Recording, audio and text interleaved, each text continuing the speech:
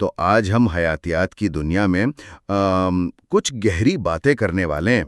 ہمارے پاس جو مواد ہے اس کا مقصد ہے زندگی کے جو پیچیدہ نظام ہیں انہیں سمجھنا اور انہیں تھوڑا آسان اور دلچسپ بنانا۔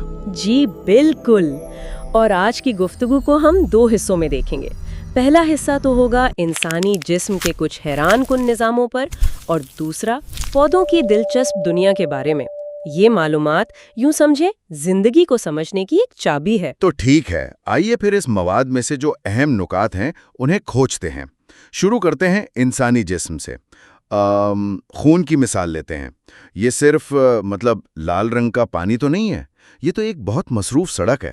درست کہا، اور اس سڑک پر سب سے زیادہ تو سرخ خلیے دوڑ رہے ہیں، چھوٹے چھوٹے ڈونٹ جیسے، ہے نا؟ یہ آکسیجن کو پھیپھڑوں سے اٹھا کر جسم کے ہر حصے تک پہنچاتے ہیں، اور ان کے ساتھ وہ سفید خلیے بھی ہوتے ہیں، ہمارے جسم کے محافظ۔ محافظ؟ اچھا، یعنی فوج کی طرح؟ بالکل، یہ بیماری پھیلانے والے جو جراثیم ہیں نا، ان پر حملہ کرتے ہیں۔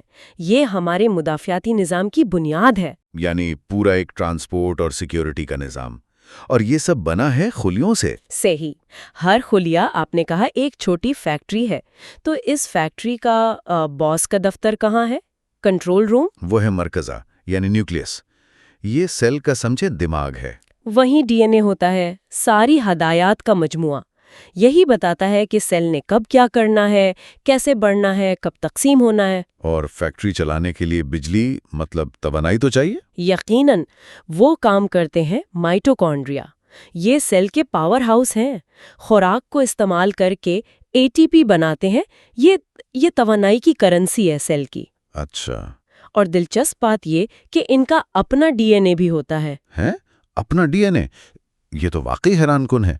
اور یہی بنیادی چیزیں جانوروں اور پودوں کے خلیوں میں تھوڑی مختلف ہوتی ہیں نا؟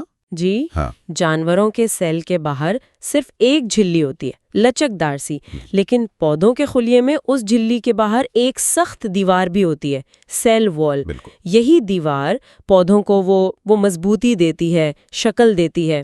اسی وجہ سے تو وہ بغیر ہڈیوں کے سیدھے کھڑے رہ پاتے ہیں۔ صحیح۔ اچھا، خلیوں سے ذرا آگے بڑھیں، اعضاء کی بات کرتے ہیں۔ جسم کی صفائی کا نظام۔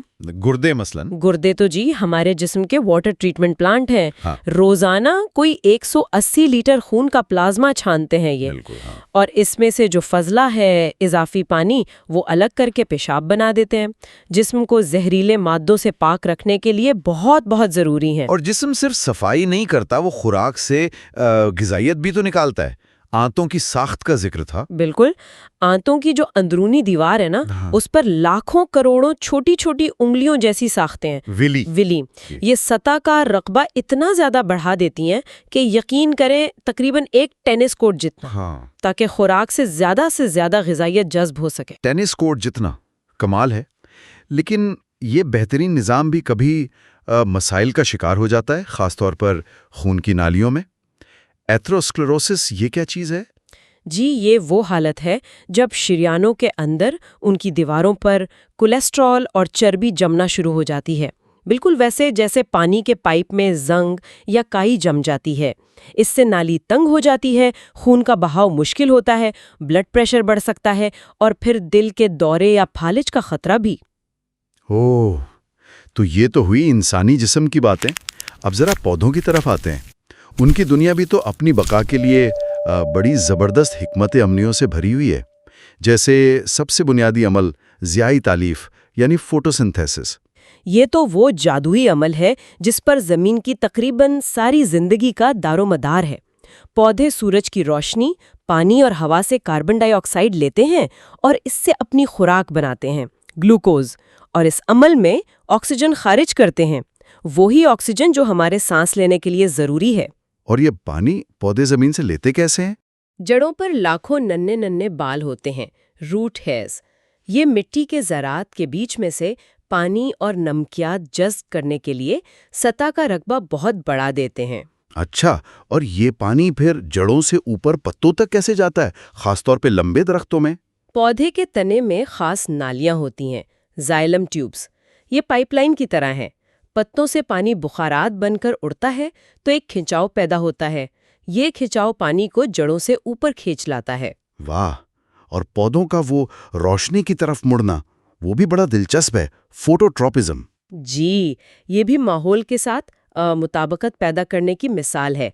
पौधे के जिस हिस्से पर साया होता है ना, वहाँ खलिए ज्यादा तेजी से बढ़ते हैं। इस वजह से तना रोशनी की तरफ मुड़ जाता है ताकि ज्यादा से ज्यादा धूप मिले।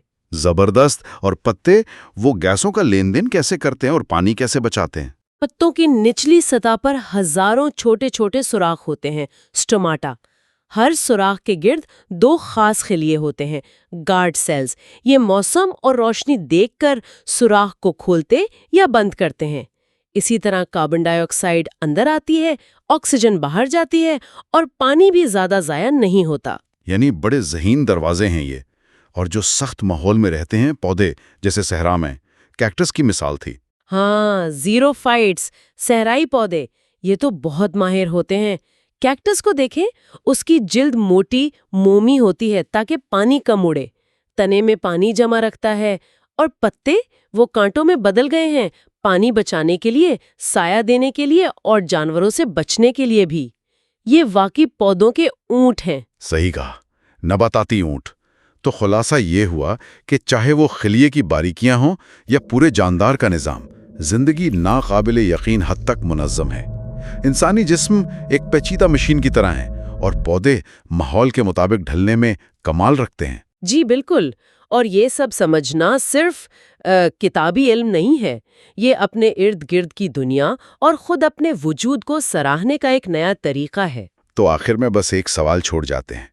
कभी इस पर गौर किया है कि ये जो नन्हे नन्हे अमल हैं, जो अक्सर नज़र भी नहीं आते, जैसे एक खलिए का तवानाई बनाना या एक पत्ते का गैस बदलना, ये हमारी रोज़मर्रा की हकीकत को, हमारे हर सांस को, हर निवाले को कैसे मुमकिन बनाते हैं? क्या ये एहसास ज़िंदगी को देखने का हमारा अंदाज़ बदल सकता है?